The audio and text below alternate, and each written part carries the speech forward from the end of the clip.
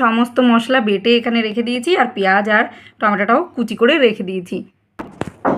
হ্যাঁ, সবই মোটামুটি ঠিক আছে। দিয়া, তুমি একটা কাজ করো, আমাকে বরং তাহলে কড়াইটা এনে দাও, আমি উনানটা ঝটপট ধরিয়ে নিই। হ্যাঁ বৌদি, আমি কড়াই এনে দিয়ে মাছেও নুন হলুদ লাগিয়ে দিচ্ছি।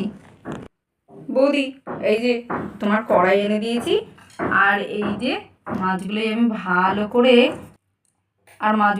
করে একটু নুন হলুদ মেখে দিচ্ছি। না বৌদি, এবারে তুমি ঝটপট রান্নাটা শুরু করো। এই তো উনানটা জ্বেলে গেছে, এবারে কড়াইটা বসিয়ে দিই।